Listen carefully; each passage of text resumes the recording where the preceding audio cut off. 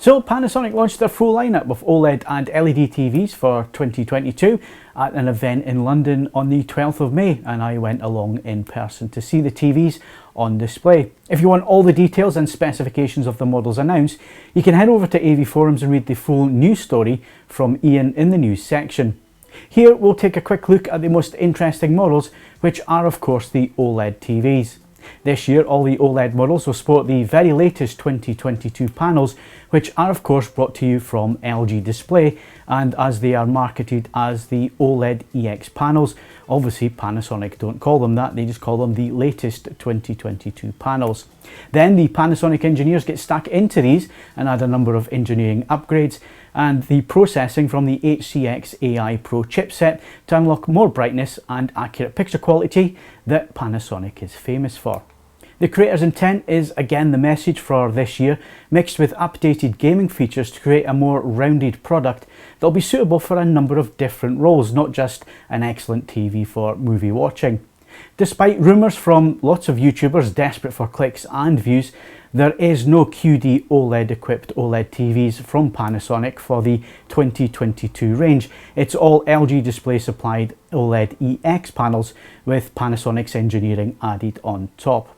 No doubt the thought of Panasonic getting their hands on QD OLED is an exciting one for image purists, but it's just not happening this year. The range topper is the LZ2000, which is almost identical in looks and features to the outgoing JZ2000 that we reviewed in depth last year. It sports the Master QLED Pro panel with its heat dissipation technology, which Panasonic pioneered back in 2017 and has steadily improved since then. And finally this year, Panasonic also adds in a 77-inch screen size for the LZ2000 only. Picture quality is said to be improved this year with up to 40% more brightness and colour volume for blue, which the engineers claim boosts the overall colour volume for this WRGB panel. We will of course be measuring this when we get the samples in for review. As always with the 2000 model, there is the tuned by Technics soundbar and the upward firing speakers for the full-on Dolby Atmos experience from the TV. The LZ1500 is the model with the same Master OLED Pro panel and the same picture improvements of the 2000, but it does this without the full-on Dolby Atmos soundbar and upward firing speakers.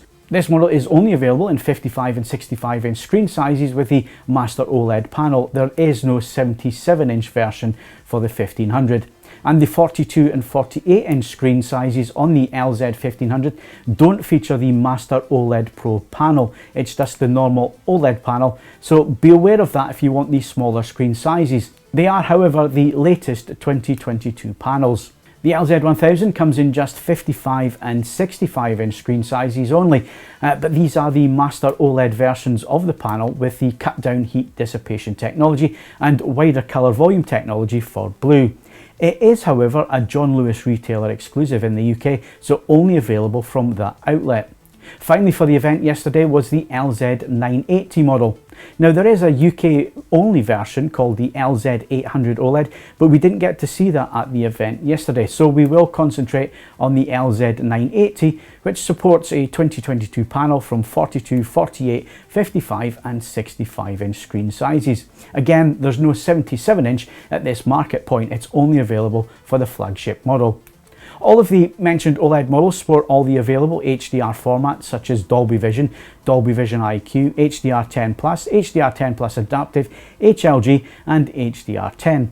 Plus we have Filmmaker mode with its incredible out-of-the-box accuracy, and as always with Panasonic TVs, it uses the light sensor as well. Gaming is also a big part of the Panasonic OLED lineup for 2022, with a new menu system to change the game settings and two 40 gigabit per second HDMI 2.1 inputs with the means to display full resolution 4K 120 gaming content. My Home Screen 7.0 is also the main Smart OS system for the 2022 models, with all the major apps supported for this year, as well as all the terrestrial catch-up services. So all that remains is for us to get stuck into the full in-depth reviews as soon as the TVs are available, which should be from June onwards, with the flagship expected in July. Having looked at the TVs, it was impossible at this event to give you any feedback in terms of picture quality, other than to say they all look very promising and at least the same as last year's models. If you enjoyed this video, then please leave us a like, and why not consider subscribing for more videos from AV Forums. I'm Phil Hinton, thank you very much for watching, and we'll see you in the next video.